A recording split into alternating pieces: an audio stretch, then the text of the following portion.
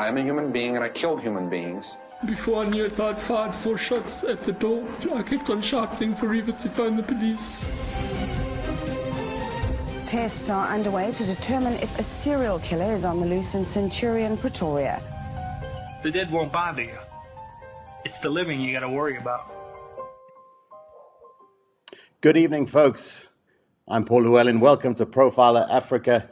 Tonight we are unpacking the intriguing and controversial case of Marius van den Heever. In 1994, this former police officer was convicted of 3 brutal murders, arson and weapons theft, crimes that shocked the nation. After decades behind bars, he was granted parole in 2018, an outcome that raises many unsettling questions. What changed? How does a convicted killer convince the system he's no longer a threat? Tonight, we'll dive deep into the complexities of this case, exploring the psychology behind his rehabilitation and the implications it all has. As always, I'm joined by Gerard Labuschagne. From 2001 until 2016, Gerard led the investigative psychology section of the South African Police Service, and he's now the head of LNS Threat Management, and he is, of course, our profiler. Good evening, Gerard. Hello to, it's just me and you tonight, and whoever else is out there. We welcome everyone to the chat, as always. Thank you for joining us.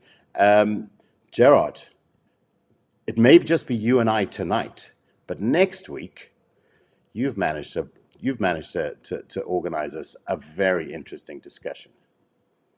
Yes, I have. And it kind of links to tonight's discussion, because the case we're going to be talking about tonight, that of Marius van den Heever, was prosecuted by a person by the name of Advocate Gerard Nel. Now, many of you might have heard of him for the first time ever when it came to the Oscar Pistorius prosecution. And the special link with tonight's case is because next week, Advocate Gerard Nel will be our guest on the show, which is really cool because he doesn't really tend to do any media interviews unless it's, directly linked to something he's working on. So he doesn't really ever do these personal insights into his life and his career. So that, I think is actually probably a first on any kind of true crime platform. Well, Gerard, first of all, well done for organizing that. I think it's because of your standing in the community, that the respect that people have for Mr. Labuschagne, that you're able to help us to line up these great opportunities. It's going to be nice. We're not going to be diving into any particular cases. It's going to be a discussion about his life, his views. And he'll mention cases in that process, of course. It's not like we're going to say we can't. No, of course. But of course, I'd like to ask him a little bit about what he remembers of this case. Exactly. And we will set the scene for tonight's case. Let me just invite everyone to subscribe to Profiler Africa. First of all, guys, the more subscribers we have, the more popular the channel becomes. The more sustainable we are. Become a member of the channel. And we're also posting more exclusive content there. I'll play a little clip from you from one of the new interviews that have been placed in the members section at the end of the show, so stick around for that. You can also join our Patreon community at patreon.com/profilerafrica, a great way to support the cause as well. And through the course of the chat, please do send along some super likes. If you want a shout out on the show, it's a great way to support. And of course, send us your questions to on tonight's case. And just generally, if you have any comments or feedback for us, we're happy to take a look. And we will take some of your questions and add that into the discussion as we go. And, anything not related to the case we'll tackle at the end of the show. So tonight, Gerard, we are talking about a case. We're going back to the early 90s. KILLBROW. Set the scene for us a little bit. I mean, I remember KILLBROW in the early 90s. Where were you in the early 90s, Gerard? Early 90s, let me think. I finished high school at the end of 89, so early 90s. 1990, I was in the Army. Then 1991, 92, 93, I was studying at the University of Victoria. But we used to hang out a lot during the Army days and in my early days at the varsity in KILLBROW. It was a place to go. There was a legendary, sort of a bit further down from KILLBROW, was a legendary club called The Doors in Mitchell Street. But HILLBROW, the Totally. Bella Napoli Hotel, which is going to feature in this case, I used to hang out there in Bella Napoli. In fact, I Oh, did discovered you? it in 1990 when I was in the army with some of my friends who lived in Johannesburg. So some of these areas and places that, we're going to talk about tonight were things that I knew. But it was a very kind of trendy place back in those early days. It's totally different, obviously, to unfortunately what you see now in that HILLBROW area. Yeah, absolutely. I mean, I was just finishing up my high schooling back in those days, and it's interesting. It was a different. It was pre-cell phones. Very early days of kind of computing and so many things that have changed the world that we live in today. Yeah, my brother used to hang out in Bella Napoli, so you probably bumped into each other once or twice there, Gerard. It was one of the places to be. I know that. For all I know, I Okay. bumped into our suspect without realizing it. Well, exactly. Our suspect, let's talk a little bit about him, Marius van den Heever. Who is he, Gerard? Introduce him to us. Yeah. So Marius was born in February 1970. He had a bit of a troubled childhood. He had, I think, 2 siblings. His mom left when he was about 7 years old. Then him and his 2 siblings, a year or 2 later, were put in an orphanage. And then, would see the mom on the holidays, maybe. And then he says it wasn't treated too badly in the orphanage, although he did describe one sexual abuse incident at the orphanage in itself. Then went to stay with his mom eventually. Then that didn't work. Then went to go stay with his dad in Johannesburg. The mom was in Newcastle. Then went to stay with his dad, and then dropped out of high school instead of 9. Then found his mother and went to meet her in Newcastle and did matric instead of 9, a matric or grade 11 and 12 in Newcastle. Then joined the cops, and then 1989 he was in the South African Police College up here in, I think, the one in Pretoria, and went for a short stint back as a policeman to Newcastle, but found it very boring, and then was asked to be transferred to HILLBROW SAPS towards the end of 1989. And that's where he spent the rest of his career until he was eventually arrested, or actually kicked out the cops not too long thereafter. And he worked sort of shift stuff in normal cop work for about a year. And then he wanted to get more into the admin side of things. And also in those days, in a lot of police stations, you actually got a police canteen, which is a police bar, where there was incredibly cheap alcohol. And a lot of cops would go after work and sit, and this is on the premises of the police station. And cheap alcohol and drink.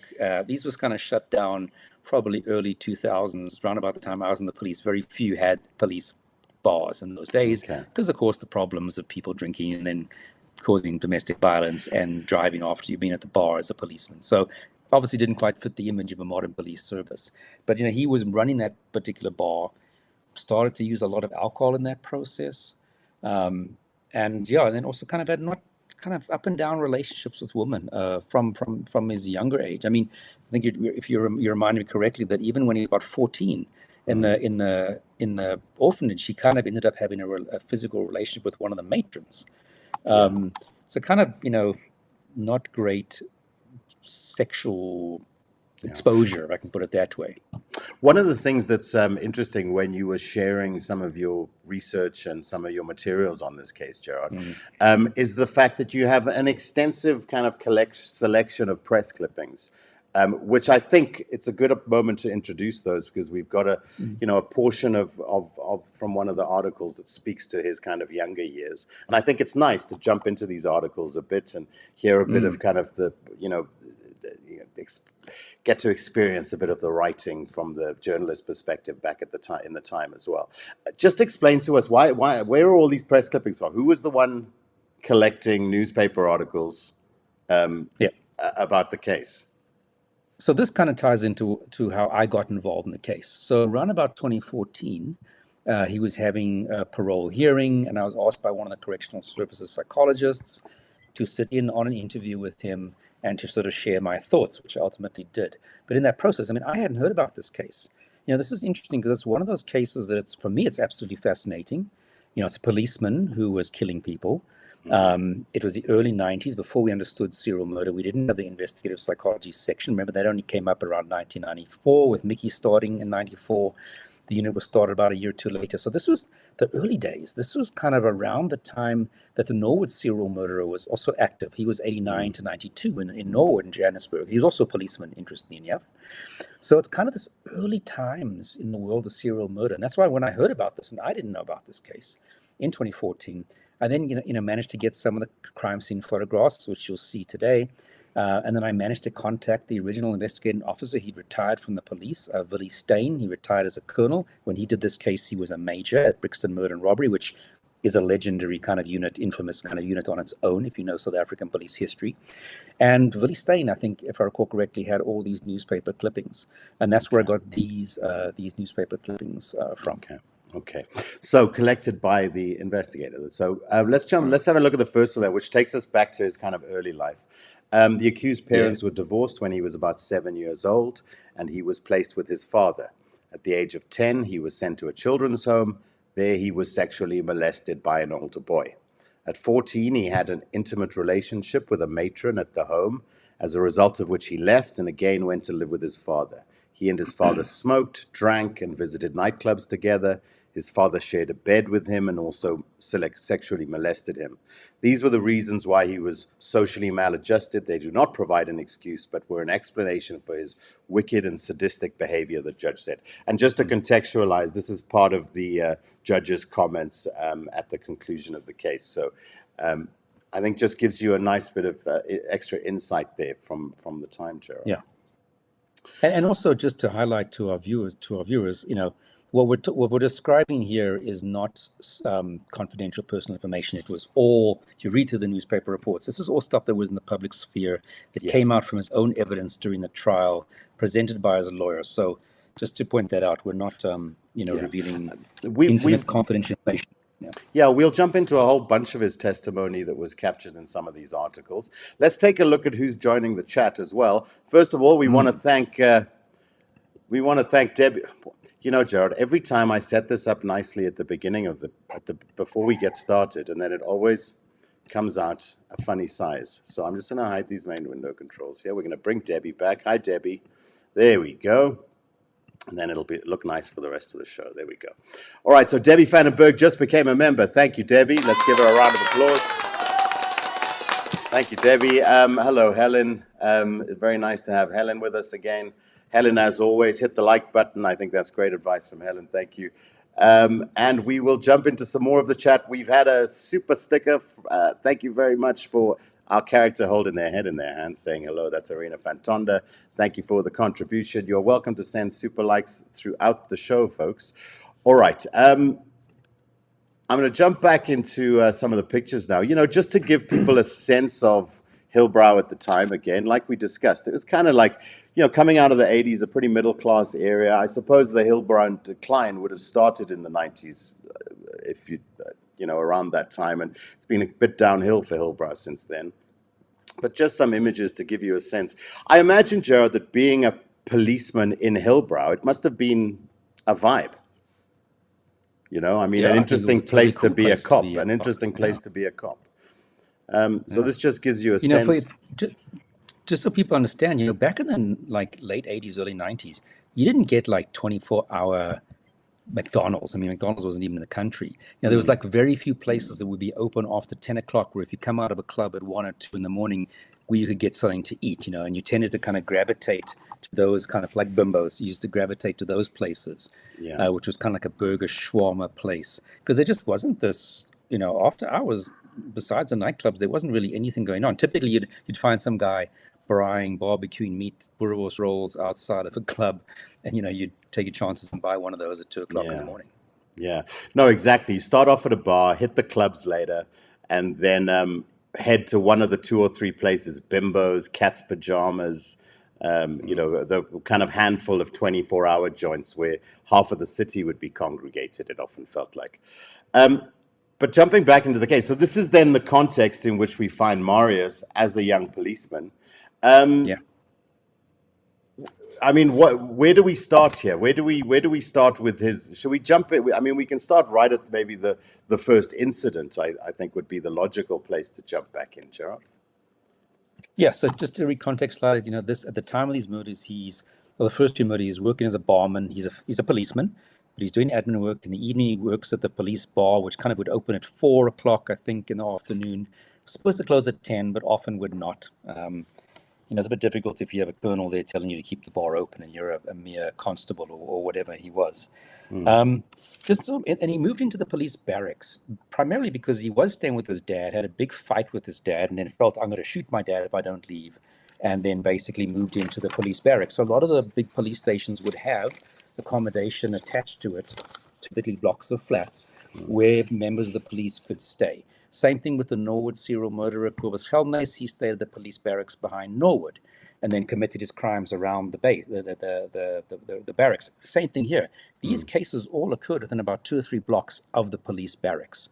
But again, police didn't understand serial murder in those days. So a lot of these things wouldn't be things that we take for granted. Well, I mean, but was there before, was geographical was geographical profiling a thing in those days? No. Okay. It wasn't a term. I think you always had cops who would look at where crimes are occurring and pins on a map, et cetera, and hotspots, but not understanding that these kind of serial offenders do gravitate towards doing stuff around where they are staying, specifically in an area like this where there's lots of flats, there's high density accommodation, et cetera, et cetera. Yeah. But now, even before the murder, which the first murder, which took place 20th of February 1991, 20 February, my birthday. The January of 1991, he's kind of a bit drunk and he's in the barracks, and the station commissioner for the police station also stayed on the property, and he fires some shots at what turns out to be, I think, the bathroom window of the station commissioner, who I think a colonel, because of a relationship that had ended, and he was very upset. So already we have, some interesting behavior literally about a month before we have our first murder taking place. Okay. I mean, and that then, okay, so what happened after that? Okay, right. Yeah, so 20th let's carry of February, this is the first murder. He kind of, not too far before they'd broken up with his girlfriend, as we described in the beginning, he had a lot of, I guess, different relationships with women, with sex, as we described from those clippings, a lot of intra-family and extra-family kind of sexual abuse over the years, which would be tough for any kid to obviously deal with. And he said he'd been drinking, he was heartbroken, he had questions about his sexual performance. I guess he was thinking about this molestation incident and kind of almost described it as, I wanted to almost have a corrective sexual experience with a man. That if I could have a sexual experience and it wasn't a negative thing, it would kind of maybe erase that historically bad things that happened to him when men molested him. Yeah. But he says he knew he was going to kill this person if things didn't go well. So already, and that's kind of interesting because we had recently that Sifiso Nkosazana, that serial murderer in downtown Johannesburg, who killed all those sex workers and was, according to him, falsely imprisoned for a rape before the murder started and came out, and then he committed those murders. And he also said, if I'm going to pick up a sex worker, if things don't go well, and if she starts to fight about money or other things like that, or threaten me, I'm going to kill her. So it's kind of, we're finding the same thing here. That is this sort of, there is a possible outcome which involves murder when I go out to engage with this person sexually. So he goes to a gay bar. A 50-year-old man starts to hit on him. Abram Johannes de Lange was his name. And basically invites Marius back to the flat. Marius goes with. To make a long story short, the guy performs oral sex on him, goes to get a washcloth, comes back, and Marius grabs an ashtray and whacks him on the head with the ashtray. And I think also, if you look at some of the news reports, maybe also a beer bottle. But then he throws him out the window, which was on the 9th story of that block of flats. And he obviously, that would definitely have killed him if the whacking with the ashtray didn't. Now, what you're seeing here is a modern version of those block of flats, sort of a today picture. Not as nice as it would have been back then. No. So he kind of described this sort of self-hate. He then sort of sets fire to the flat and then leaves. Now, this isn't the first time that Marius has engaged in fire setting, because when he was 13, he set fire to some blankets. I can't recall the context. It was outside, blankets in an abandoned lot. Now, he says that he never felt any sense of power or sexual arousal from any of this burning, because these two burnings, the one from when he was 13 and the one now at this murder, because he's going to use fire again in murder number 2 and attempt to use fire in murder number 3. So that's where the sort of fire setting, we're not quite sure if it's pyromania at this point in time. Because if he's using it to destroy evidence, then it has a practical purpose. If it's more psychological desire, and he gets some kind of, it can be sexual, but it can also not be sexual, but some kind of psychological satisfaction, then one can start to consider about the concept of pyromania. But So, very I mean, much after he finishes- laying what would be a modern kind of similar case evidence, similar, that the similar evidence, is we're starting to see that. Yeah. Yeah. Now, what's interesting, probably around the same time, we've got Norman Hopkirk in Bez Valley or Bertram's, which is also a not so great suburb of Johannesburg, who also killed a number of men and also set fire to them. So that's interesting that, fires, at some point, serial murderers seem to like to set fire to things back in those early 90s. And then after he commits the murder, he then goes to Bellanapolis nightclub, which is the one we were talking about earlier that I also used to frequent, and drinks. And then he says the next day he goes to what he referred to as a psychologist. We're not quite sure if it was a real psychologist. Wanted to talk about these issues, but didn't. And then he says he put in his discharge to leave the police, and his colonel convinces him to stay. And then about that same week, he kind of has a suicide attempt where he drank some pills, which, of course, he was not successful. So that is then February of 1991. And again, reminding you, this is before we understood serial murder, before we had the unit. This is really the early days of serial murder, say modern serial murder in South Africa. And again, unique because how many police serial murderers have we had? We had Cobus Heldness that I mentioned earlier, which I think we've done a vocal podcast on. And then more recently, we had Rosemary Ndlovu, who was a serving member of the police who killed family members for the insurance money. And I'm trying to think if we've had any other police serial murderers. So it's quite a rare concept, at least in South Africa, to have active law enforcement who are killing at the time that they're in the police. Yeah. Gerard, just watch out your papers. You're just hitting them against your microphone there, just FYI. Okay, so this first incident, was there an aspect of him questioning his sexuality as well, his sexual preference?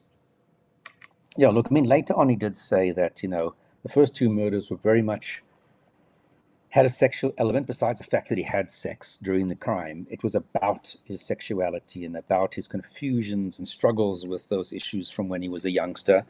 And the third one, I think it was more that immediate rejection from a friend. And I don't want to jump too much into that third one, but definitely, the crime scenes themselves would be described as sexual crime scenes because there was sexual activity, but the underlying dynamics were sexual in nature that caused him to go out and end up doing this. But remember, he knew that before that first murder, when he went out, if things don't go the way he hopes, which means a corrective experience, a positive experience, somebody's going to die. Yeah. And we also find out later that, and it's actually some part of the commentary of Advocate Gerry Nels, where he speaks about some of the actions as well, almost using treating them like guinea pigs, essentially, to kind of experiment on his sexuality with. I think quite nicely put, we've got a nice, I think we can jump back into one of the articles again, just to kind of go through some of, reiterate and see how it was reported on back in the day. So the court heard that at the time of the first two murders, Mr. van den Heever was a police constable living at the police single quarters in Hillbrow. When he killed Mr. Abraham Johannes de Lange in February 1991, he had gone to a nightclub called Connections in Hillbrow. He was very drunk and sat at a table drinking beer. A 50-year-old white man joined him and invited him back to his flat at Burton Court in Hillbrow. At the flat, the man sexually gratified him and then went to the bathroom. When he returned, the accused hit him over the head with a heavy ashtray. He then dragged the man to the balcony, threw him off the 9th floor. The man died from multiple injuries. The accused set the curtains alight and went to Bellanapolis nightclub. So that's the first murder. And this news report was literally the day after the trial started. So this is sort of hot off the press stuff. Again, the days before we have Twitter and social media, so everybody's getting their news either from afternoon news report or the print news was the thing in those days.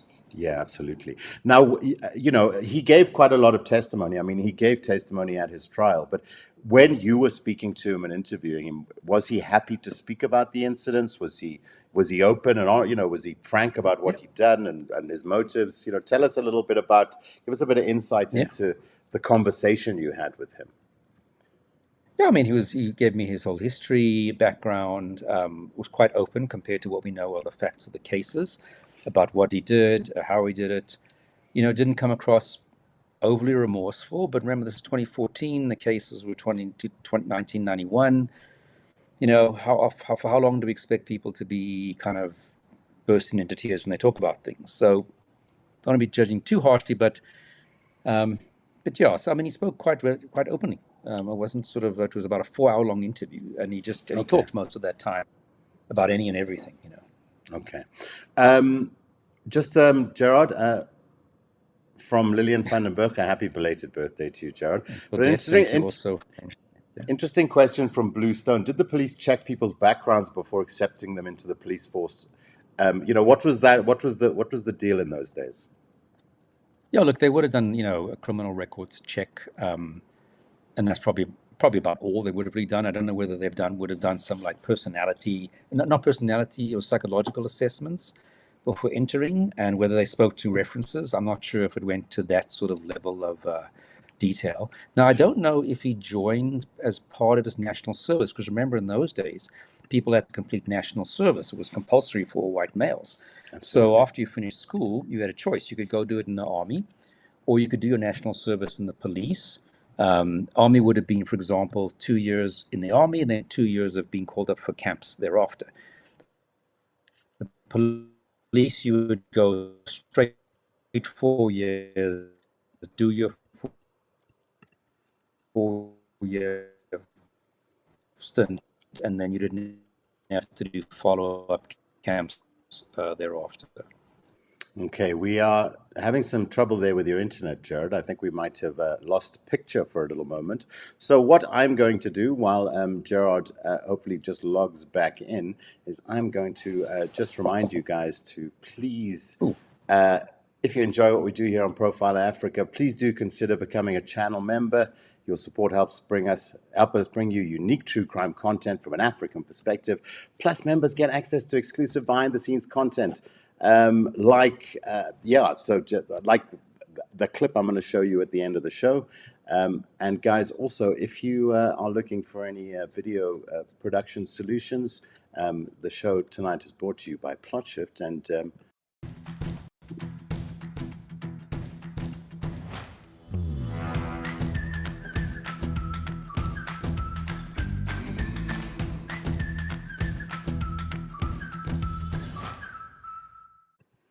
hey, there's also load shedding going on, isn't there, Gerard? So, I mean, we've got multiple potential gremlins that are going to try and sneak into the system. I think we've got you back a little bit better now. Okay, where were we? Sorry, when I had to pad for 45 seconds there. National service. Yes, national service. So you weren't sure whether... Yeah, so he may have entered in lieu of that.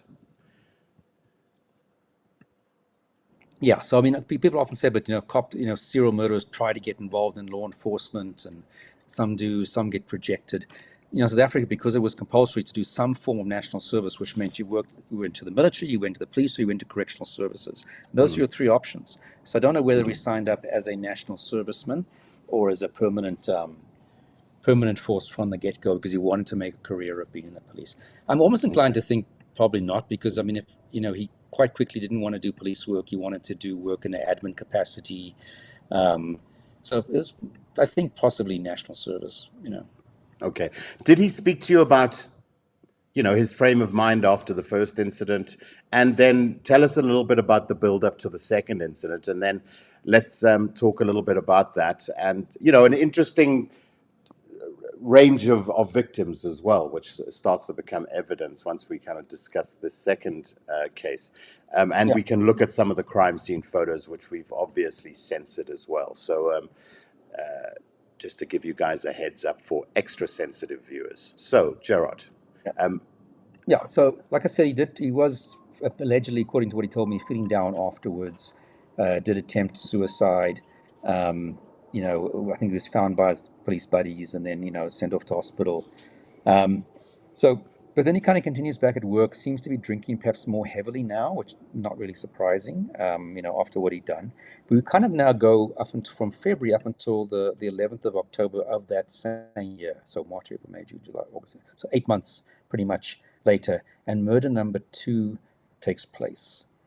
Now, this lady's name, and I'm sure that the newspapers got the name and the surname swapped around, but according to the newspapers, it was Ganinza Kanyisile. Now, Kanyisile is usually a first name, so I don't know if they got that around. Ganinza Kanyisile.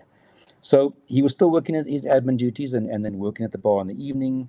As I said, he still didn't have a girlfriend. He wanted to have sex, and therefore he decided to go for a sex worker. So he went to the Quirinal Hotel, which, I mean, Quirinal Hotel in those days was legendary as a multi-story hotel brothel where you could get anything. It was a very mixed race, you know. So remember, 1991, still the old South Africa, but it was very, very mixed race, you know, in terms of the patronage. It was a bar, it was a nightclub, you can get drugs there. So quite legendary. And I think in 97, they eventually revamped it and made it into sort of low-cost housing. So he goes there, picks up the sex worker. They go upstairs to one of the rooms. I think she charged him $50, and had sex. And while he was on top of her, he then starts to manually strangle her. In other words, he's using his hands to strangle her. Then takes out a knife, which he seemed to always carry with him, and stabs a number of times, and the blade kind of breaks off inside of her. And actually, we won't show this photograph, but you can see on the crime scene photographs that there's even like a condom that's still sort of half inserted inside the victim. He then sort of sets the curtains on fire, leaves the building, and then goes outside and sits on some grass and watches the flames. Now, the flames didn't burn down the whole place.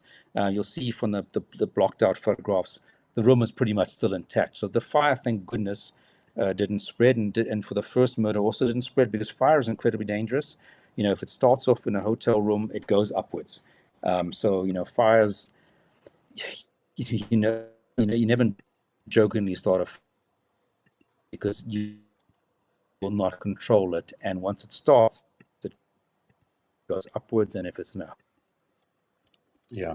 Sorry, Gerard, we are losing you. And then, as I said, he sits outside and watches this, and again, kind of afterwards describes himself as being angry with himself. Again, allegedly tried to commit suicide by cutting himself, although the cuts didn't need stitches and he didn't need hospitalization. So how serious it was doesn't sound like it. The actual incident was serious. How serious did he want to? Not sure. Okay. I mean, let's talk a little bit about some of the crime scene material then, and you can maybe highlight some of the elements that you were just talking about. So, okay, here we go. This is the first image. Yeah. So you can see that the victim's here at the bottom on the floor. You can see the burning around the window. Yeah. Now, obviously, we blocked out her body just for sensitivity's sake, but the room isn't, consumed. There's not smoke and soot all over. So clearly it didn't get very far for whatever reason. I don't know if you got any other photos we're going to be showing, Paul. Yeah, I'm going to click through to the next one. Oh, there you go. Yeah. The bed seems to be, I don't know if the bed is where they ripped the curtains and chucked them down on the bed, or the bed also got some fire damage. So just remind me, was this a hotel room, or was it whose place? So in the Quirinal Hotel, which, as I said, at a bar, at a nightclub. The sex workers would go there with their clients upstairs, and they'd basically take 10 Rand of their money, get a key for a room, use it with their client, and then that was that. Okay. I also noticed there's a bottle right there between her legs as well that you don't see very well. But, I don't know if this is a bit premature, but what else did he do to her? So basically, talk us through the incident and kind of his behavior. So as I said, while he's having sex with her, he then starts to strangle her. Again, that makes me think of someone like Stuart Wilken Boer, who liked to do that, strangle his victims while he's having sex with them, and that kind of increased his orgasm. He didn't describe that as something that was happening during the incident. So he didn't describe the killing part as being sexually arousing, which would then perhaps justify being called a sadist. So there's no description of that. So although the judge during the judgment said he's a sadist and he's evil, I can't actually see any evidence of sadism. Sadism is when you get pleasure out of causing physical or psychological harm to another person. So if there's no pleasure out of it, then you can't actually use the term sadism. So the court didn't quite get that right, and I can't see anything that, for me, clinically, would say this guy was a sadist. Okay. Look, the one thing that seems to be common is a kind of an explosive anger. When actually committing the act, he broke the knife, like you said, like like a frenzy of stabbing her. And in the third incident, where he used a gun, it's a similar kind of frenzy when he's in the kind of midst of the attack. Yeah, you can argue it's overkill. Look, it's three different kinds of attacks. I mean, the first one, ashtray, chucking over the balcony. Yeah. So it's blunt force +4 from heights. The second one, which is also different victimology, a black female, strangulation and stabbing. And as you said, in the third one, it's shooting. So again, I mean, even in those days, I think there will be less of a reason why you're going to link these cases together, because it's male, female, white, black, different method of killing. It's quite varied. So I mean, I don't think I would have even linked these cases, because they're just so diverse. In their nature. I mean, especially at the time as well, when this is still the new South Africa. This is not we're not deep into everyone, tons of mixed race couples wandering around, for example. Maybe I think it's good to just jump back to the explanation in one of the press clippings as well. So we're going back again to October 1991. So he paid her the money and they had intercourse, after which he began to strangle her. He stabbed her repeatedly with a knife until she lay still. He piled the clothes on top of her and set the clothes and the curtains alight. So that's just a little explainer on the second incident. And then any comment on his frame of mind after, and then kind of what he did post that incident? Yeah. Now, just important to mention, which I don't know if I said, that he knew beforehand he was going to kill her. So this wasn't the case of the first guy. It was like, well, if it goes bad, I'm going to kill her. This one is like, I know I'm going to kill this woman. So that was definitely that premeditated thing. So like I said, afterwards, he leaves the hotel and he sits on a patch of grass and then kind of observes as things were catching, the curtains were on fire. He said he was angry with himself. And like I said, in the following days, he then tried to commit suicide by cutting himself, but nothing that even required stitches. And then it kind of goes quiet, as far as we know. Important thing, as far as we know. And then we have this sort of like a kind of a separate kind of case where almost a year later, September 92, he steals, well, the stories range from 40,000 Rand to 70,000 Rand from, I think, the police canteen money, which back in those days, that was a hell of a lot of money. I mean, 40,000 Rand back in 1991 is probably like 200,000 Rand now in terms of purchase power. That never went to prosecution because he was caught for these incidents, and that kind of just fell by the wayside. And then we have the next actual murder jumping forward to March 6, 1993. So the first murder, Feb 1991, October 1991, jump forward to March 1993. So basically 2 years. What's that? Is my math that? Yeah. 92, Feb, nothing happened. March. So basically 2 years after the sex worker was murdered, we have this particular instance, which is also, again, different to the first two. By that point, he had been basically sort of chased out the cops because of the theft incident, which was pending. He then kind of had to leave the barracks, of course. And then he goes to stay for a couple of months with a friend in Ruderpoort. Then he goes to stay with another friend in Krugersdorp. And then eventually he comes back to stay with a police friend of his, Sergeant Skippers, Feike was his nickname, in Hillbrow. And I don't think it was I think it might have been a police barracks or a place where lots of policemen stayed. I'm not 100% sure. And of course, there was a lot of drinking going on. He wasn't working. And on that particular night, they go out drinking, come back with a couple of buddies, two other cop buddies. And, there's an argument because, the Skippers who he was staying with accused him of eating some red Viennas, those horrible red Viennas we used to sometimes get as kids out of the fridge. And there's a big fight and an argument about that. The other two cops decide they're going to go out in the meantime and leave. And I think one of them left his firearm there. And so Marius and the Sergeant Skippers Feike are having this argument. Skippers kind of falls asleep on the couch by all sounds and by all intents and purposes. Marius decides he wants to go out. He then tries to find a complimentary ticket somewhere in the house. And he comes across this other policeman's firearm. He then takes that firearm, and while Skippers is asleep on the couch, basically at point-blank range, shoots out a full magazine. Now, the police guns in those days, which was essentially a Beretta 92 or a Z88, magazines took 15 rounds. He turns up the music first. He turns up the music on the stereo and fires 15 shots, of which about 12 or 13 hit Skippers in the head or in the neck or in the back. And he remembers kind of almost being like amazed by the spark. And I think he actually said in his evidence, I aimed for the head, I shot until the gun was empty. It looked nice every time the firearm discharged with that flash. And I felt like I was shooting my father. And then basically he leaves. He then goes out. I just want to check my other notes here. Then before he leaves the flat, he takes some cardboard boxes, puts it on the stove top and turns the stove on with the intention again to set the flat on fire. And then he goes to a club and then drank into the morning.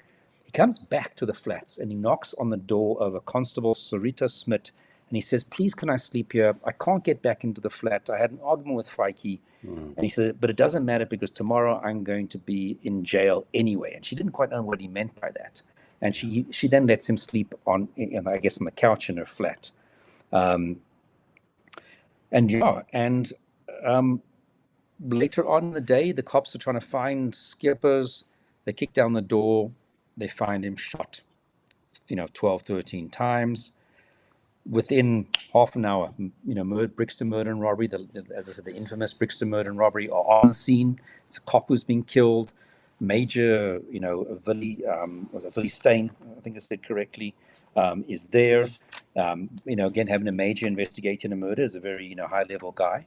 Yeah. And very quickly, the people said, but you know what? Van and Heever had an argument with Skippers last night. So kind of half an hour later, Van and Heever is there. The policeman notices that there's blood spatters on his shirt, on his shoes, and he says, take off your clothes, I'm going to send those for forensic assessment. And to make a long story short, he then starts to confess to Major Stain that he actually killed this person. So at that point, he's only linked to that particular murder from the investigation point of view. Okay, well, let's take a little pause there and jump into some of the comments. First of all, for those of you who don't know what a complimentary ticket is that he was looking for to start off with, back in the day, if you were heading out to the club, a very sought-after little piece of paper was was colloquially referred to as a comp, and it would just give you free access into the nightclub on the night. And getting your hands on comps was a big deal in those days. From Lauren Reinder's correction, there are a lot of SA police serial killers hiding under the banner of apartheid security forces. I think that's a perfectly fair comment there, Lauren. Why did he set things alight? He never really explained why he did it. He didn't say that he ever got sort of, as I said, some psychological satisfaction or sexual arousal from doing it. So we're not sure, was it more for the purposes of evidence destruction? But we also do have that incident when he was a 13-year-old where he set something alight. So I don't know if I'm completely sure that it was something practical and it wasn't perhaps something more of a psychological motive for him setting things on fire. Okay. Bluestone Bison has become a member. Thank you, Bluestone Bison. Lana sends us greetings from Cape Town. We've got some folks all over the place there. We've got Louise, who was out in Auckland. Good. Hello there in Auckland. And we've got Maxine in Dubai. From Dubai. Yeah. So hi to everyone, to all our South African friends, but also hi to all our friends from around the world as well. It's great to have you guys connecting with us. Please do send your questions through. All right. So I also wanted to just jump back into one of the articles here, Gerard, having okay, so I'm going to jump back in here because in the course of his testimony, he just gave some more kind of insight into each of the cases, some of which I think you mentioned in your explanation, but I think it's nice to look at. I decided that having sex with, so this is going back to the first murder, I decided that having sex with a gay man would help me overcome my fear of men and my inability to perform satisfactorily in bed. Simultaneously, I also made the decision to murder the man, whether the experience helped me or not. So this is talking about that there was that premeditation there. I decided that if you could not satisfy, then onto the second murder, I decided that if I could not satisfy her, I would kill her, he said. Van den Heever said he then grabbed the victim by the throat after they had sex and tried to strangle her. I took the knife I had brought with me and started stabbing her. I kept on stabbing her till I realized the knife had broken, he said. Van den Heever had then taken a bath and dressed before throwing clothes over Kanyisila's body and setting them and the curtains alight. And then in reference, talking a little bit about then his final victim, I sat and cried because I was unsure. I thought I had shot my father, but I knew it was Skeepers. That is why I hung around the block of flats till I was arrested, the former policeman told the court. All right, so again, just I think gives you some nice insights into each of those incidents. And just a little bit of extra kind of from the words, from the mouth of Marius himself. All right, I also wanted to just take a look at this because, you know, again, going through the press clippings was really interesting, but let me just bring it up, sorry. I think I've been talking without showing you the... So this here, Gerard, I love the... I wanted to just kind of highlight the sketch here, because this is a sketch of him, isn't it? And it's certainly of the time. Yeah, I mean, those days you weren't, you know, cameras in courtrooms was not allowed. As far as I recall, you know, we didn't have publicized TV, like Oscar the Pistorius case was the first fully televised case from start to finish. So you very rarely had cameras in the courtroom. So yeah, so we've got a sketch artist. That's quite an old-fashioned thing. Okay, we've gotten to the point where he confessed, and I think there's again some nice portions that we can look at in the articles here. So again, just gives you some real breakdown of what happened. So shall I jump in and just read some of this, Gerard? Major Willem Steyn. Sorry. So just before you start, because he does a confession to a magistrate after the first murder, after he's arrested for Skeepers' murder, which is number 3. It's only a couple of days before information comes forward, a list from this alleged psychologist that he'd been seen, that he allegedly had told this that he killed 2 people. Then that information comes to Major Steyn's attention. He then confronts him and say, hey, but what about these other 2 cases? This 50-year-old man in 1991 and the sex worker in later on in 1991. And he then admits to that too and does confessions. So he has sort of 2 confessions. The first one is about Sergeant Skeepers, and the second confession a couple of days later is regarding the first 2 victims. Sure. Okay, so Major Willem Steyn was testifying in the trial of Mr. Marius van den Heever, 24, who has pled not guilty to 3 counts of murder, 3 of arson, and 1 of robbery on the grounds that he was either suffering from a mental disorder at the time or was under the influence of alcohol, which is also something I wanted to talk about. Is this was being under the influence of alcohol more of an argument at the time? If we could maybe just answer that in a second, Gerard. When Major Steyn told him that Constable Kirsten had informed him of the argument between him and Mr. Skeepers and that he intended to send his clothes for forensic testing, Mr. van der Heever began crying. He told Major Steyn he did not know why he had killed Mr. Skeepers, as Mr. Skeepers had done nothing to him. In affidavits read to the court, Mr. van den Heever admitted to killing Mr. De Lange and setting fire to his flat. He also admitted to strangling Ms. Kanyisila and stabbing her repeatedly after having intercourse with her and paying her 50 rand. And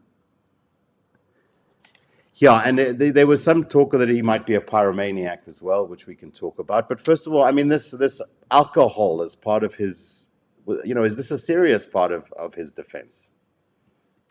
Yeah, look, I mean, definitely nowadays saying I was drunk is not going to get you any leeway from the courts. It's not a defense at all. It's not even a mitigating factor. I don't know, back then it might have been a little bit more, but I mean, that's not going to get you off. Oh, I was drunk and I killed 3 people. Sorry. I mean, no, it's not, exactly. I can't see that it was, but it might have maybe a little bit more weight, but definitely not nowadays. We can ask Harry Nell next week about that aspect also. Exactly.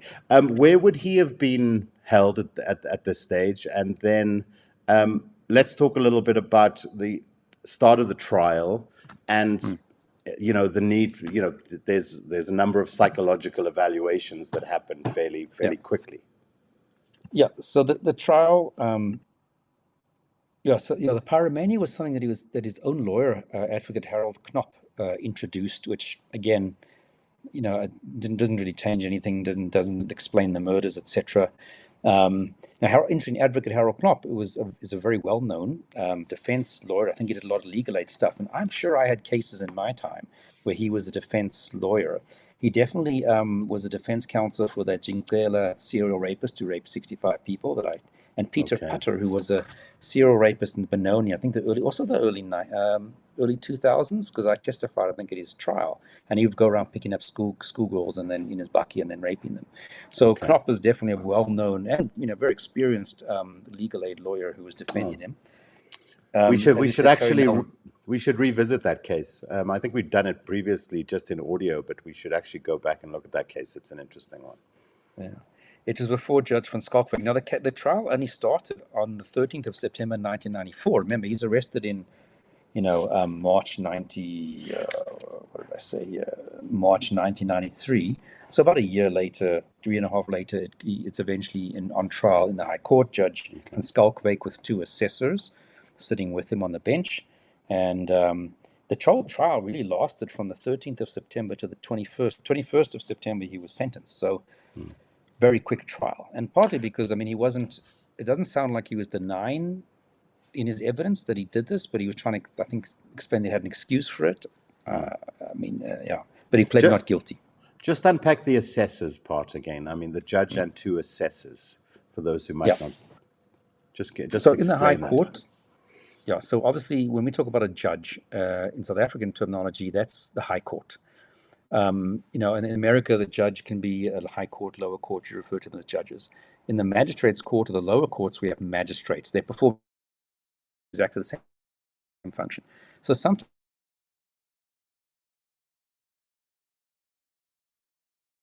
judge, am I frozen? Can you guys hear me? I think I froze for a moment there. You Paul, did. am I still back? Am I? Okay. You are back. You did freeze for a moment, Gerard. It's difficult with the load shedding back. You don't know what's happening with towers around the city, do you? Yeah. So sometimes a judge would decide that he wants to have 1 or 2 assessors. Now, an assessor would be somebody with a legal background, so it could be an attorney that's practicing, it could be a magistrate, and they sit with the judge on the bench, listen to the evidence, and when it comes to guilty or not guilty, they also have a say. So if the 2 assessors say, I think the person's guilty, but the judge says, no, I don't, the 2 assessors outweigh the judge. It's they have an equal say when it comes to guilt or innocence. If it's a question about the interpretation of the law, the judge has the final say. So essentially, it's like you're fulfilling the role of another judge, but we just call you an assessor. Okay, great. Well, I think a good moment to take a couple of questions as well.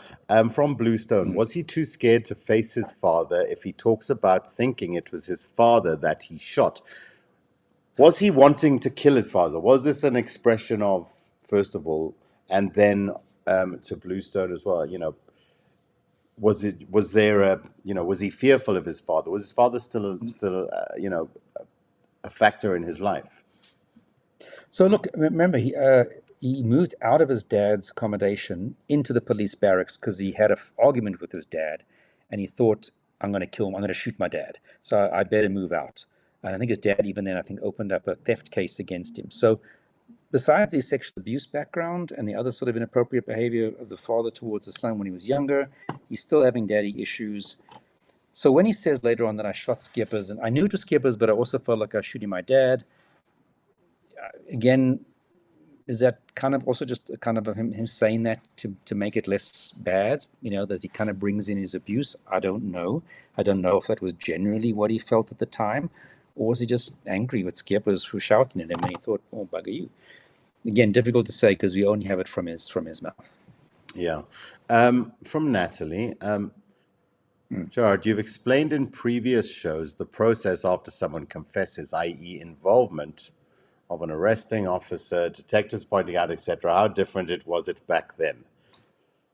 Yeah, so it was pretty much still the same as it is nowadays, So when someone wants to confess, you're supposed to stop them and say, will you tell this to an independent officer, meaning someone who is a lieutenant, captain, major, an commissioned officer rank, who is not involved in the case, so that they kind of lacking in any knowledge of the case. You go through all the warnings, and then finally, if the person wants to proceed, you write down the confession. The better option is to take him to a magistrate. who's on duty and would basically go through the same things. Somebody else takes the person to the magistrate. Magistrate asks you a whole bunch of questions. Were you threatened? Were you promised anything, etc.? What do you want to tell me?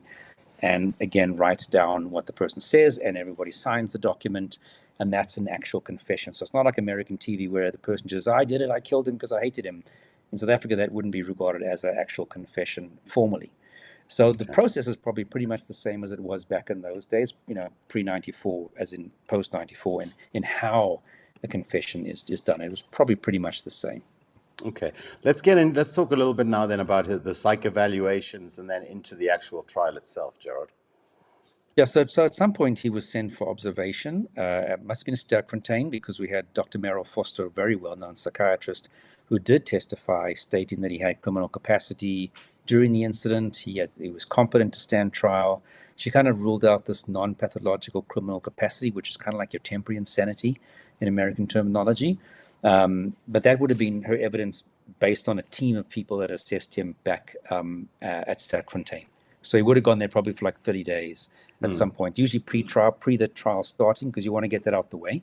You don't want to have that issue raised once the trial starts, because then you have to send the guy off for observation in the middle of the trial, and that can delay it unnecessarily. So before trial, you'd want that person sent off. So I don't know whether it was his own lawyer that requested that, or whether it was the prosecution, but he was sent for observation. Merrill did testify and say, no, he can, he's fit to stand trial. No mental illness played a role during the incident. So no evidence of pyromania, some traits of antisocial personality disorder, although these were not sufficient to classify him as having this condition. If he were diagnosed with antisocial personality disorder, would it have affected? Wouldn't have affected his ability to stand trial, wouldn't have affected his criminal capacity during the incident, because it doesn't impact upon your ability to know right from wrong and act appropriately. Where it would have played a big role would have been at sentencing, because antisocial personality is kind of like a psychopath.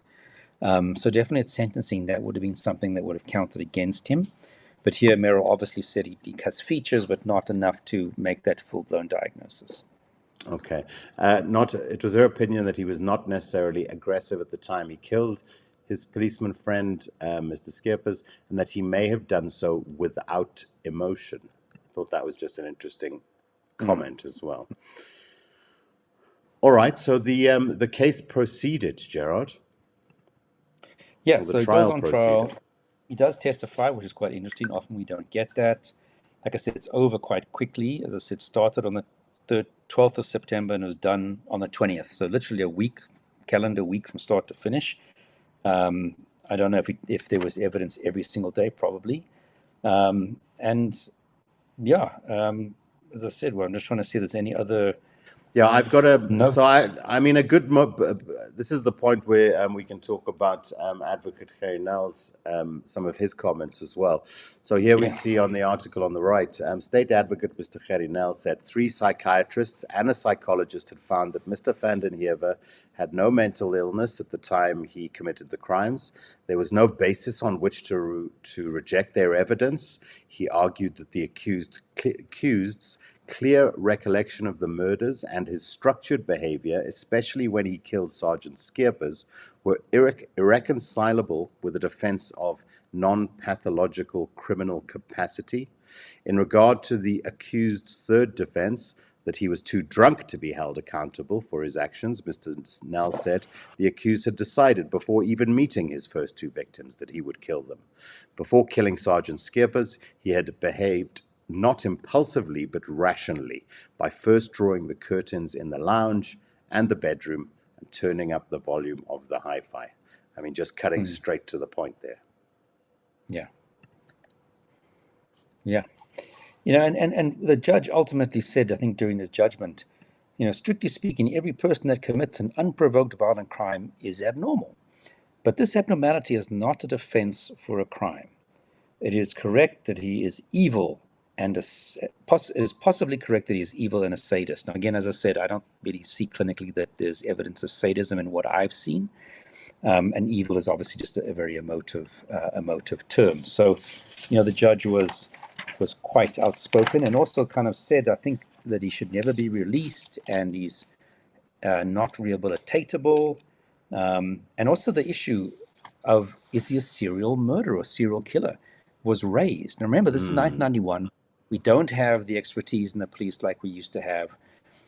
Even during the trial, if you look at some of these, actually, if you look there on the right-hand article, it talks about eighth victim of a serial killer. So while this case was on trial in 1994, that eighth victim is referring to Moses Satolia's cases in, I think, Cleveland. So we have that taking place, in 1994 at the time this case is on going to trial. And what the judge says at the sentencing is, although Van den Heever could not be classified as a serial killer, he still posed a danger to the community. He used victim 1 and 2 as guinea pigs, and there's no remorse. Now, I don't know, again, these are the early days. I don't know why the judge would say he's not a serial, but again, they wouldn't have had experts to testify. It would have been the judge's perception of what serials do and what they look like. Whereas nowadays, I think I would have had no qualms about standing up in the courtroom and saying, this guy meets the criteria for serial murder. It's 2 or more separate murders. And as we often have, there's a sexual element to at least 2 of these murders. So, nowadays, if this was on trial, and I was asked to testify, I would definitely in court say, if someone that has done this, whether it's Marius van den Heever or someone else, without a doubt is a serial, because the cases are linked to one individual who committed 3 separate murders. Absolutely. I'm just looking at we're just looking again through some more of the articles. Van den Heever had killed Mr. Abraham Johannes de Lange in February 91 in a cold-blooded and extremely cruel manner, the judge said. Again, it's nice just to get some of the language as reported by the journalist. He'd hit him over the head with a beer bottle when his back was turned, and then continued to hit him on the head with an ashtray while Mr. de Lange gasped for breath. Van den Heever had dragged him to the balcony and thrown him off the 9th floor. The murder of Miss Geninza Kanyisile, a prostitute in October 1991, had been no less brutal. Van den Heever had decided beforehand to kill her if he felt in any way frustrated after having had sex with her. When he was not psychologically satisfied, he had begun to strangle her and then stabbed her repeatedly with a knife he had taken with him for this purpose. The murder of his friend Sergeant Martin Skeepers in March 1993 was a motiveless killing, where the accused himself had conceded that he did not believe his friend with whom he was staying seriously wanted him to leave. He had shot Feike 14 times in the head and back. It is clear that he was becoming a danger to the society to an increased degree, the judge said. State advocate Mr. Gerinel said that now that the accused had used his first 2 victims as guinea pigs for sexual experimentation. Very strong language there. And we also have the judge saying, the crimes were due to his past. Maybe not. Lots of people are abused but don't kill people. And hence there's not going to be a death penalty. But the judge also specifically said, as I said, he cannot be rehabilitated and should never be released back into society. The judge is quite adamant about that at the time. Yeah. Now there was, he gave testimony. Can we get to the actual decision now? I think we're there. What was the outcome? And then there was also kind of an interesting extra layer that kind of came up during the sentences, where a woman was sobbing in the courtroom. The press didn't know who she was, and then suddenly she was in the papers for a day or 2 afterwards as well. Yeah, so he explicitly said he didn't want family and friends to come to his trial, but there was this woman that he dated previously.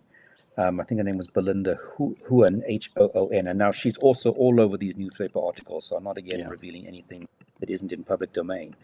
And she kind of came and supported him, and he had dated her on and off for about 4 years, but I think when he was much younger, not sort of as an adult. And she was there supporting him, and of course was saying how much of a lovely guy he was, and he was always kind to her and her child, who was not his own child. She's going to be there to support him, etc., etc. So again, that's interesting. He wrote her a 25-page long letter from prison, I think before conviction, or I'm not sure after conviction, which is extensively quoted actually in some of these newspaper articles. But yeah, she was there to support him. I don't know if she still is. Strong words from the judge. What was the sentence? And then he was quite critical of the just explain to us then what the judge was additionally kind of pointed out as part of his ruling as well, that he was very critical of. But let's first talk about what the sentence was, Gerard. Yeah, I just want to quickly call it up here. 1 second, Cyril. So, while you're doing that, shall I? Okay, no, carry on. Yeah, it's not surprising that he was, found guilty. Let me just get, here we go, sentences. So obviously it was 3 charges of murder convicted, 3 charges of arson, which was it 2? 2 successfully, and then for the 3rd victim where he tried to set the boxes on fire in Skipper's apartment, there was an attempted arson. Theft, can't recall what the theft was that he took, and then basically because he had someone else's firearm, he was in possession of an unlicensed firearm and possession of unlicensed ammunition when he shot Sergeant Skippers. So, and he was found guilty on the 20th of September. So basically he got convicted, I think, on all the charges that he was facing. And really for the murders, he got lifelong sentences. For the arson, he got 4 years. For the attempted arson, 2 years. For the theft, I think 2 years. And then for the possession of the unlicensed firearm, 2 years, and 1 year for the ammunition. Now, nowadays, if you're found in possession of an unlicensed firearm, it's like up to 15 years. So definitely the sentences. But those little sentences wouldn't have really mattered because he had 3 times life sentences. Those will always exceed way beyond those little sentences. They really, almost in a way, don't mean anything. Okay. We can just look again at a couple of the articles. So first of all, just a little bit more on his lady friend. As his 2 assessors left the courtroom, everyone's attention was caught by the young woman who threw herself onto the woman next to her, crying. She had attended the trial several times last week, but remained a mysterious figure, as she had refused to state her name or grant interviews, except to say that she had had a relationship with the killer. Then Van den Heever received the sentence as impassively as he had reacted throughout the trial. The only emotion was a smile for his woman friend. He approached her as closely as he could, grasped her hand in comfort until a policeman took him to the cells. And then on to some final comments from the judge. Mr. Justice R.T. van Schalkwyk said the court regarded the short period over which the murders were committed as an aggravating factor. Here it is what I was looking for. He said that although Van den Heever could not be classed as serial killer, he still posed a danger to the community. That's what you were referencing earlier. It is clear that Van den Heever planned all 3 murders and carried them out deliberately.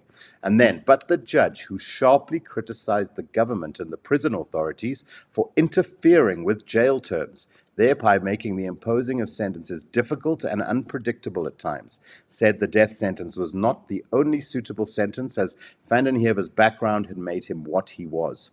Van den Heever is a maladjusted person because of his unstable family life and because he was sexually molested at a young age. This does not excuse his actions, but explains them. He is sadistic and evil because of the abuse suffered in his early years. Although the death sentence is not the only suitable sentence, Van den Heever cannot be rehabilitated and poses a danger to society. He should be sent to jail and never released. Okay. So first of all, this, the judge talking about the interference from, sorry, I just want to bring this back. The interference, how did he phrase it? The imposing of sentences difficult and unpredictable at times, thereby making... So what is his beef with the government here, Gerard? I guess that people give people parole when the courts have said, stiff sentences.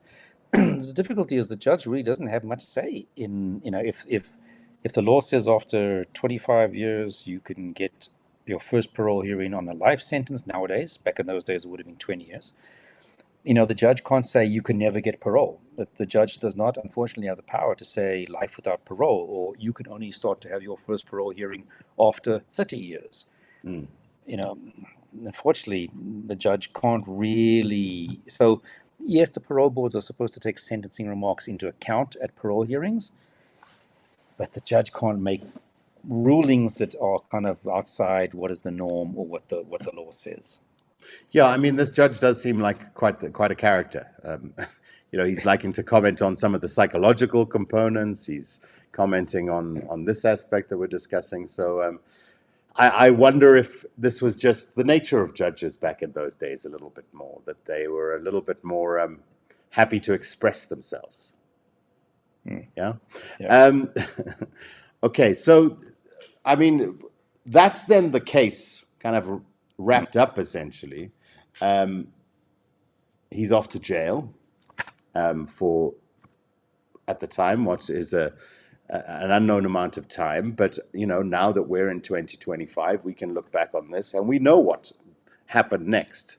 We know that there was a parole process that he went through, and he is in fact, you know, he's out today.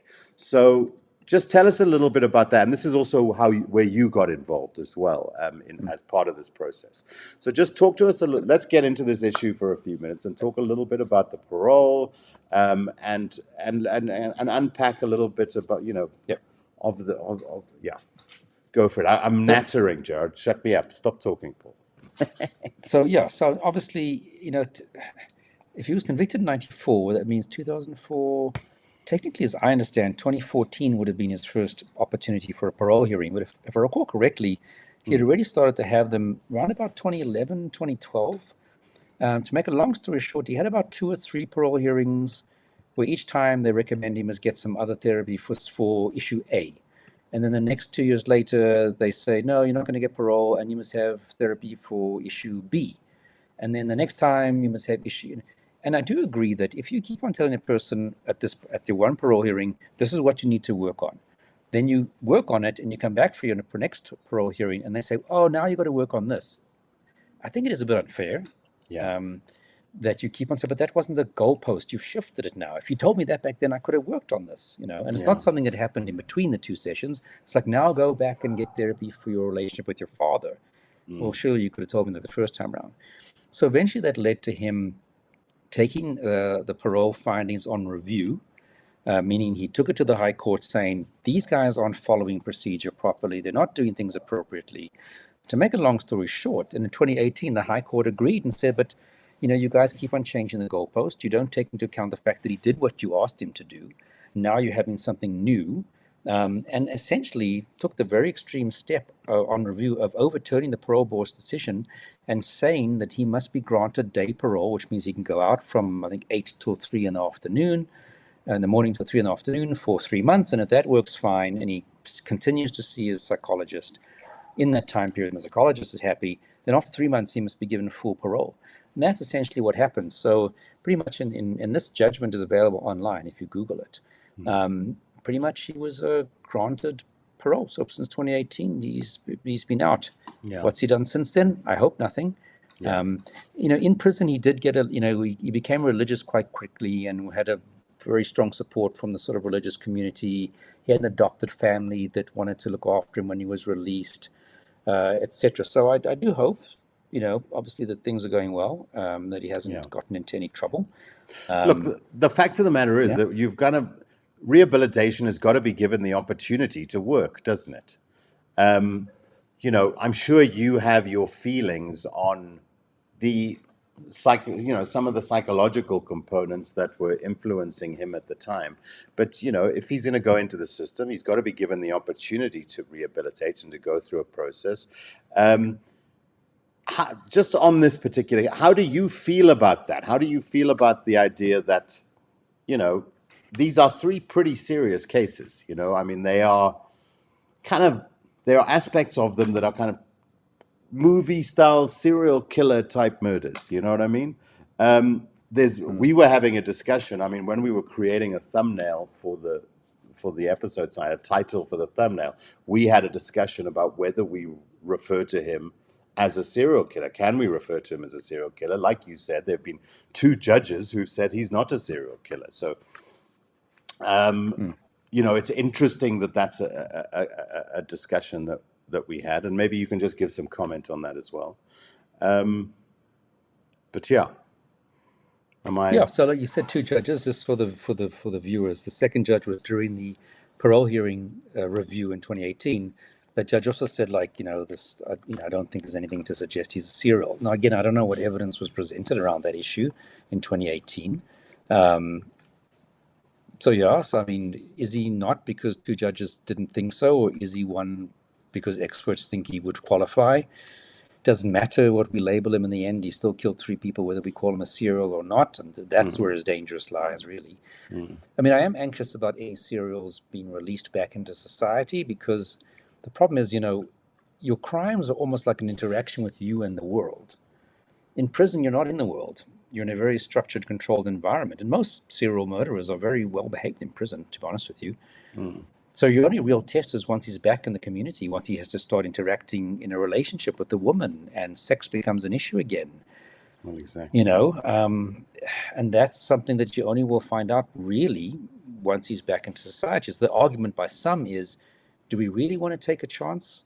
If he did kill someone if anybody who's a serial kills someone when they're back out in the community, would anybody say, well, what were you thinking? What did you expect? Would you be surprised? So that's the anxiety, that prison behavior in the highly rigid environment is not a good predictor of how you're going to behave when you're back dealing with the world in reality. Yeah. Look, I mean, let's assume that he's lived a perfectly wonderful life since, as a responsible citizen, since he's been released. It is good to consider the possibility that that's feasible, that somebody's able to commit these kinds of acts and at some point in the future be well enough to be released back into society. It feels like in other parts of the world, folks like him would not be given that opportunity. And the system is more geared towards keeping them incarcerated because of, the nature of these 3 murders. Yeah, and like in the US, you do get life without parole. We don't have that here. That would be regarded as unconstitutional. You do have other mechanisms that even once you've finished your term of sentence, that you can still keep up people in a sort of protective custody setting, like I think in the Netherlands, they have some symptoms like that. We don't. So the reality is probably everybody who's sentenced to life will get parole at some point. He's about 55 now. In fact, his birthday was also in February, so he would be 55 at this point. So I like to think that that's relatively young still. But I just hope, that things are going well. Yeah, absolutely. All right, Gerard, should we have a look see if we got some questions? How old would he be now? I just said 55 now. Yeah, you said 55. Yeah. Interesting searching. Let's see. I mean, this is not related, but why am I? How did this happen? There we go. Me and my terrible. This is, trying to multitask here. What are your thoughts on those? Let's bring it back. What are your thoughts on those people, particularly when we tend to fall in love with serial killers like Richard Ramirez during his trial? What is the psychology behind it? Look, I think it's a little bit out of context for right now, but maybe you just want to give it a minute there, Gerard. Yeah, look, I mean, that lady that was supporting him. Look, I think if you fall in love with a serial murderer, I think you've probably got some issues, some serious personality issues, because of all the people you could choose in the world who are free and available, who haven't gone and killed a number of people, why would you want to choose someone who had? Is it again your own issues about wanting to save people? Are you very gullible and being able to be manipulated? So yeah, that'll be a lovely study. I think specifically serial murderers, I think you got some issues. Yeah. One of the things, hard enough as it is, don't do it. Exactly. One of the things that there's enough bad people you'll come across just in your day, out here in the world.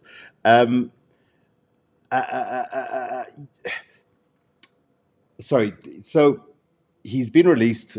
That's where we are at. I just want to try and get us back to the case so we can wrap up here, Gerard. He's been released. He's been out, hopefully living a wonderful, great life since his release. I'm sure people will have feelings about the fact that somebody who's committed these kinds of acts is released back into society. Do you feel like there's enough of a discourse and enough of an understanding around how the parole system works in South Africa? Because I feel like if people were more aware of the challenges that we've often discussed, that there would be more of a movement to kind of amend things and to make things work a little bit smoother. Look, I do think absolutely the whole parole system has to be revamped. I think there should be accountability for parole boards when someone they release commits a further offense.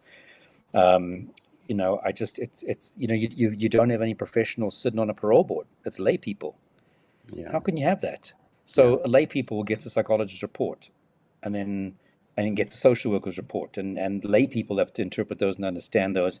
Or when they say no, you shouldn't get parole, and they make referrals back to psychologists. I mean, how can a lay person tell a psychologist what therapy needs to be done for what issues? And that's just bizarre. It's like me telling an orthopedic surgeon what he or she should do with his patient, after I've read a report by an orthopedic surgeon. It's stupid. Yeah. So, and I do think, like I said, they should have corruption tests on these people. They should be doing polygraphs on all parole board members every 6 months. Have you taken money? Have you made a decision based on the influence of someone? Because like I always say, for typical non-life sentence cases, parole happens or your first parole hearing is halfway through your sentence. So you have a group of people who can release you halfway through your sentence. If you don't think that those people could be corrupted, my God, you're naive. And if you don't have mechanisms in place like lifestyle audits, like polygraphs, you're just allowing corruption to run rampant on parole boards. And that's my big concern. So the whole system needs to be revamped. Experts need to be involved on that level. Proper risk assessments have to be done using evidence-based tools and mechanisms. Because I'll get psychologists in correctional services that I know who will tell me, but we said absolutely you shouldn't be releasing this person. And what does the parole board does? They release them. Yeah. So why are you ignoring the reports of psychologists? To say, well, that's one of the reports we look at. Well, that should be probably a pretty big one. If a psychologist is saying, I got a huge problem with this person, there's a huge risk or danger for violence. So it's just a messed up. And families aren't informed, so they don't get the opportunity to, and like families aren't given any information. They just get told, well, if they get told anything, there's the date, you can be there, you can ask questions. They're not given the reports beforehand that they can look through them, get an opinion, use those as the basis of their questions. It's like, no, we're not going to give you anything. You can just be there, ask a few questions, say a few things, and that's it. That's not, I can't see how that's fair. If because of the Constitution, no matter how many people you've murdered, you're going to get a parole hearing, and chances are that 99.9% of all the people that were involved in your case 25 years ago are no longer around. If that's going to be the system, then at the end of it, on the exit side of it, it's got to be super, then it's got to be super well put together and managed and efficient and effective to be able to properly capture those folks that shouldn't be released back into society, according to the likes of yourself. Yeah. I mean, that's Lauren asks an interesting question. Is he listed on the sexual offences register? Well, no, for two reasons. It didn't exist back then. And secondly, he wasn't charged with the sexual offence. It was murder, arson, firearms charges. So even today, which today we probably would have charged him with at least rape of the sex worker. So the courts have been quite consistent that if you've killed a sex worker and you had sex with her, they're going to properly convict you of rape. So Sifiso Nkwazi recently, that's what happened to him. Although he said, I picked these women up, and if things were going to go bad, I'd kill them afterwards. So it's even there where it was kind of likely that the sex would have been contractual and the murder then afterwards. He was not with rape. So nowadays we would have charged him with rape of the sex worker also. But he wasn't convicted of any sex crimes. So besides the fact that the register didn't exist back then, he wasn't charged with a sex crime. Sure. This is an interesting one. Is someone like him allowed to change his name and surname, for instance, to start new? Now, and also, would his parole requirements come to an end at some point, and then he's got no, or would there be, is there still every few years he's got to check back in with someone or other, or what? So until the day he dies, his parole requirements or conditions that were given to him the day he got parole, unless he goes to court to get them altered in some way, would still be in effect until the day he dies. So he'd have to abide by them. If he commits another crime, he can be pulled right back in and continue serving the rest of his life sentence in prison, and of course will be charged with the other crime and get a new sentence for the new crime. So he's always at risk of being pulled back in. How much he's been monitored, what his conditions are, obviously I don't know, unfortunately, what they are at this point in time. Yeah. Okay, but the name, like, Okay, well, I mean, I think we've looked at most of the questions that folks have as well. Thank you very much for contributing those questions, guys. We do invite you to hit like and subscribe if you're a first-time viewer of the channel, and hit the bell so that you get notifications when we're posting new programs and what have you. We do have a new episode of True Crime Room with Derek Reedley that we'll be putting up. We've got some new member content as well for you to look at.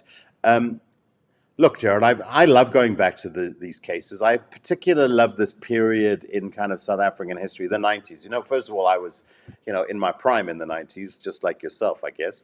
But it's just such I feel like it's so great to be able to delve into some of the media here, the newspaper clippings, etc. Because when you're researching a case like this, because it was pre-internet, there's no record of this stuff online. So what you have is the record that you keep of it, etc. So it's really great to be able to kind of re-show this to the folks, to folks, and to kind of reshare these stories, and to kind of revisit that time a little bit and look at some of the and kind of I don't think, add to the record a little.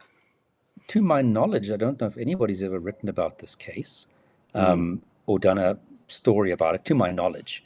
So this is kind of like the first time it's really been made public. But I think it's a fascinating case, to be honest with you. Yeah, I mean, since it happened, when it was obviously, front page of the paper, and it was, kind of headline for the period that it happened. Again, back then, though, like we saw in the one article, there were multiple serial killer cases popping up because, like I was saying, it seems like in the 90s when the police, which is a pretty efficient organization already, to be a police, to be a state like South Africa, you're going to have a pretty effective and efficient kind of police service. So when they start looking at the broader community and seeing that there are issues going on all over the place, one thing I noticed, I mean, we're looking at an article, there's a case about, this case is being written about, there's the Moses Sithole case that's turning up on the same page as well. I feel like I haven't seen a lot of stories about serial killers, potential serial killers, on any of our media recently. Seems a bit weird that, I because also can't think. in the 90s it felt like there were serial killer cases going on all the time. Stuart Vilken, Moses Sithole. I mean, I've got a slide that lists just a bunch of those killings across the 90s. I think it's such an interesting period to look at. And what, I don't think the number of serial killers is necessarily diminished, Gerard. I just think we're not catching them anymore. and just interesting, I quickly Googled, Silence of the Lambs, which hopefully most people have heard of the movie, came out in 1991. So this was really at the start of people like, becoming like mainstream, at least in those days from the movie point of view, serial killer. It was like really for many people that a defining moment in awareness of serial murders was the movie Silence of the Lambs, 1991, which is when his first murders were occurring, so. Yeah, absolutely. And just a reminder, 2 judges did say that he is not a serial killer, but, we've talked about the case and we'll let you make your own assessments. And like we've said, hopefully he's become a really well-adjusted, positive member of society since his release, something which he has the right to do. He's been through the system. He's done his time. And, like we all say, hopefully nothing bad has happened since then. Thank you, Gerard. I mean, I think this has been a great case. What are your final thoughts? Yeah, I mean, just like I said, it's the cusp of the world becoming knowledgeable about serials, at least in South Africa, at least in the police. I find it just a really interesting case from that point of view. Yeah, absolutely, guys. Thank you so much for tuning into tonight's episode. Thank you for joining us. As always, make sure you like, subscribe, share with your mates. Come back next week. Thanks to everyone who has subscribed. Thank you if you've sent us a super like tonight. And thank you for participating in the live chat. We really do love having you guys along for these episodes. It's I'm looking more and more forward to Tuesday nights, Gerard. I won't lie, because I was having definitely next week Tuesday. When we got started, I had a little bit more anxiety about this, but I think we're getting into the flow of things a little bit. And of course, next week, I think that's where I was going to get to next. Is just remind everyone, if you weren't watching at the beginning of the show, what we have lined up for next week. A really cool episode. So as we mentioned, in this case, the prosecutor was Gerard, and we will actually have Gerard next week doing an interview. And like I said in the beginning, he doesn't tend to do interviews, and he's done for media purposes for the work he does. He's done some, he's spoken if you Google him, but he doesn't really ever do these sort of like personal discussions, and this is going to be more like the Mickey Pistorius episode and the Shakira Holland and the Estelle van Staden. It's about them, their career. Why did you become a prosecutor? Of course, we'll ask him his thoughts about this case. And of course, many of us would know him from Oscar Pistorius, but he also was involved in a whole bunch of other high-profile cases over the years. The Clive Darby Lewis and Janus Wallace cases, the guys who killed Chris Hani. He was a prosecutor in that. Jackie Celebi, who was then at the time the National Commissioner of the Police and the head of Interpol, prosecuted him for corruption. And of course, many other cases that he might touch on in the time. But really, just a great opportunity to have his personal profile. And like I said, I don't think he's ever done that before. So I knew him from when I was working with him on the Oscar Pistorius case. So if you look at some of the old videos on YouTube, you'll often see me sitting behind him for quite a while of the trial as an advisor. From my time in that case. So yeah, really great to have Gerard. And he actually said he wants to watch this episode because this is long ago for him also, and he worked on hundreds of cases since then. So he's going to watch this before next week's episode, hopefully. Well, it'll be nice to see a couple of old work pals having a chat. I'll be along for the ride to facilitate the discussion and just kind of chip in my 5 cents when necessary. But I'm going to sit back and I'll sit back a little bit and leave it to the smart folks next week. But yeah, it's going to be a great one. Looking forward to it. To everyone watching, please do get some questions in.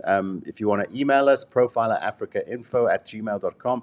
We had a couple of people asking this week how they can suggest or suggest a show. You can do it on the page, on YouTube. You can do it on our social media. If you want to drop us an email, there's plenty of ways you can get in touch with us. We do monitor and track everything throughout the week. So if you've got ideas for cases you'd like to see us talk about, or if you have any comments or feedback, please feel free to share. Sharing is caring. All right, Gerard, thank you very much. Thanks, as always, to some of the folks who help us to get where we are. Thank you to Amy. Thank you to Bax. Thank you to Fred for your ongoing support. And thank you to you as well, Gerard. I just want to make one final reminder to everyone to please become a member of the channel. It's a great way to contribute to the, what are we, a part of the alternative media now? There's the legacy media, the old days, that old satellite dish you got on the roof. And then there's us, the alternative media. And if you want to support the growth of kind of our initiatives like ours, then becoming a member is a great way to do that. And we've got some great content up there. And we're going to leave you with a little taste of one of the interviews we've got there. And it is with Tanya Faree. And she is talking about catching South Africa's youngest known serial killer, and a little bit about that case, which we've covered in the past. So thank you, Gerard. I appreciate you. And I'm looking super forward to next week. Get your questions in. Thanks, everyone, for watching. Thanks for your questions. Thanks for the regulars, yeah. Thank you, Gerard. I'm Paul Llewellyn. Until next time, trust no one.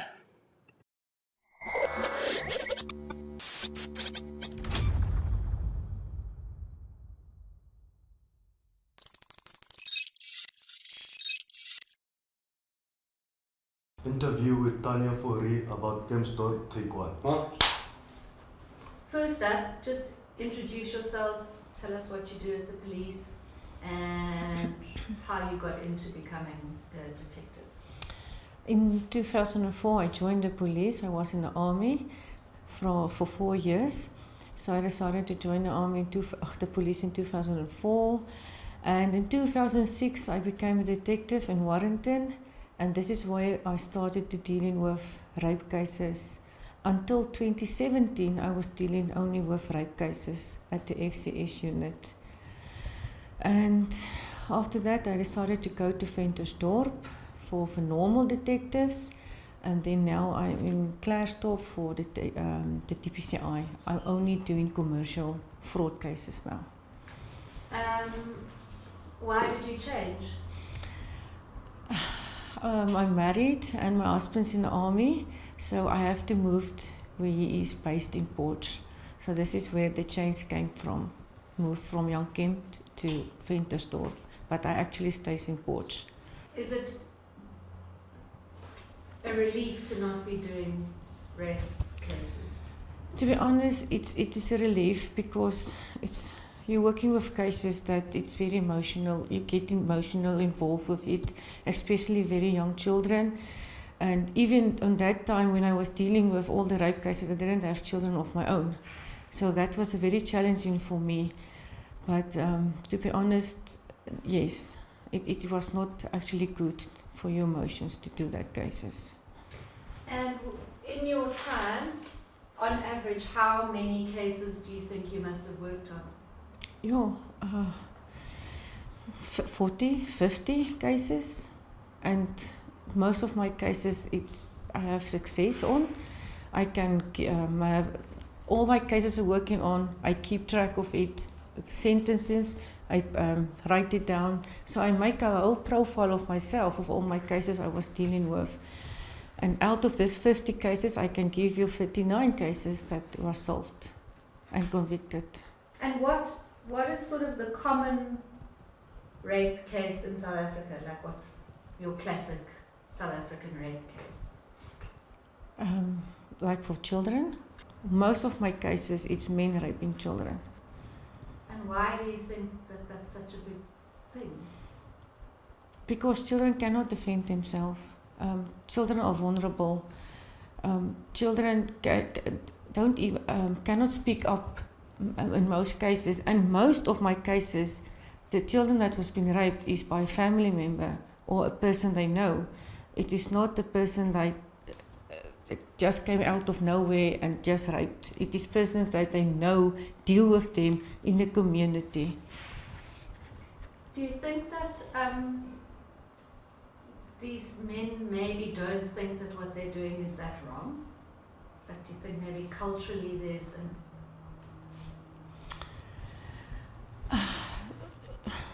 In my career, if someone is raped in the community, I like to go deeper in with my investigation. Why did they do it? And some cultures think of the mood or of the people told them, if you rape a child, you will not get maybe HIV positive, or you will not get,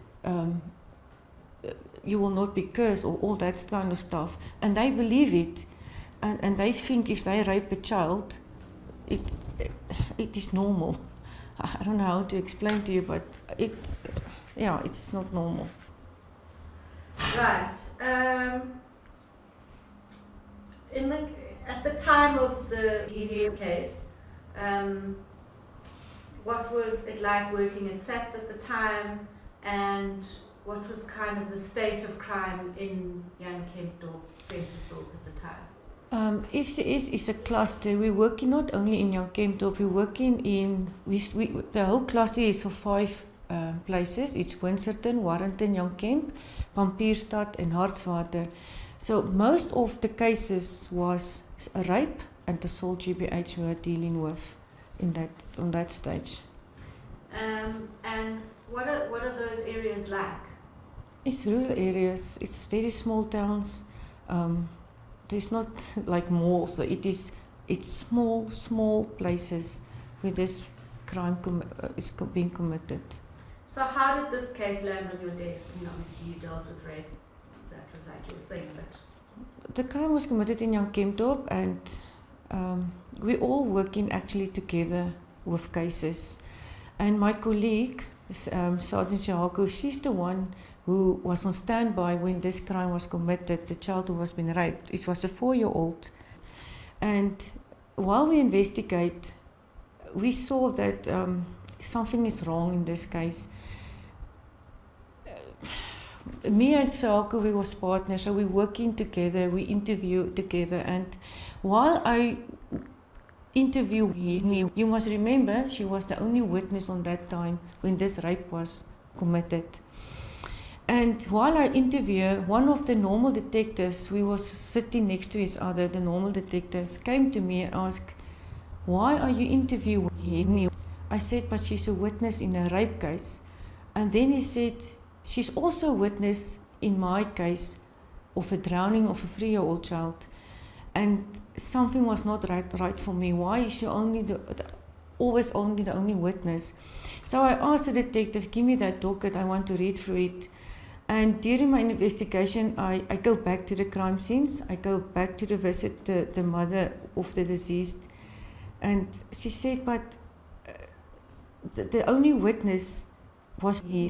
And the place where that child was drowning, it's far, far from that victim's house. And while investigated, I saw there's something wrong. He is my prime suspect here. And I asked my colleagues, can I take both cases? I want to investigate it. And that is why this case belongs on my desk. I asked them, something is wrong, I want to investigate these 2 cases together.